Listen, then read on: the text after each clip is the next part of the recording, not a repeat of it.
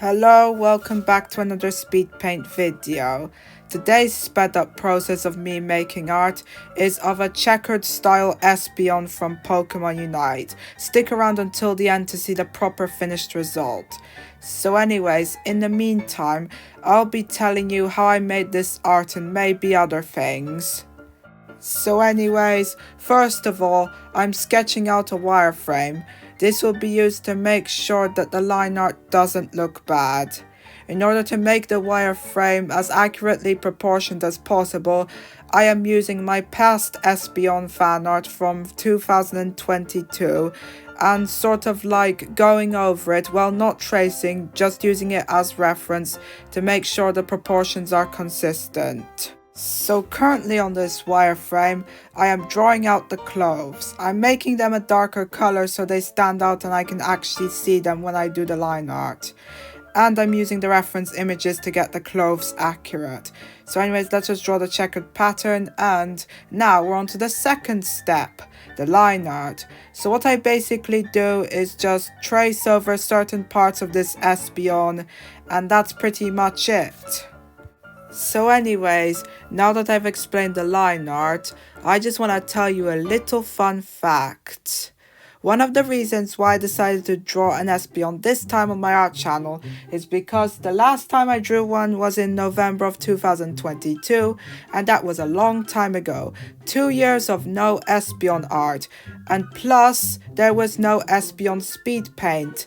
So not only did I make Espeon return in FoxGalah arts, they also get their first Speedpaint video. How cool is that? So anyways, in a second we'll be moving on to the coloring. Let me just adjust this Espeon's eye just like that, make it bigger. So anyways, now on to the third part, the coloring. So what I do here is pick out colors from the Espeon images, which, keep in mind, had their colors picked from official Espeon stuff. And I'm talking about my fan art here. I pick colors from official media rather than choosing random purples and reds. It's because it's more nice to be faithful to the source material, and it's a nice attention to detail. So anyways, in order to color very fast and efficiently without going out of the lines, I use a lasso tool and then use the fill bucket tool to fill it in. I don't use the full fill bucket tool, it's because, well, it leaves some pixels out, and plus it's harder to edit the artwork when it's on the same layer. Also, don't forget, for certain patterns I actually draw them in rather than use the lasso tool. For example, the checkered patterns on the Espeon's dress. So what I'm going to do here is basically just get the purple color and set it to 50 opacity and draw in the checkered patterns. I set it on to 50 opacity because, well, they get darker when they overlap, and I wanted to make it more faithful to the source material, just like the official thing. So anyways, the fourth step is here, and it's the shading. So I use an airbrush tool to make it look more realistic, and much like the coloring, I use the lasso tool to make sure nothing goes out of bounds. Also, don't forget, I added a purple tinge to the shading and highlights. This was done to make the art look more appealing. It's an unnecessary touch, but I added it in to make it better. Also, since I added a purple tinge, you know what that means? That means that I decided the background color before I actually drew the background. I tinged the shading as the color of the background. So anyways, I decided to choose purple for the background for obvious reasons, because this Espeon is purple, the dress that she's wearing is purple, so I decided to make the background purple.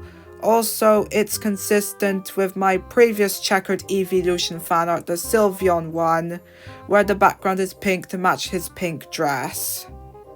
So anyways, while we wait for the background section, I just wanted to tell you some other things about the shading.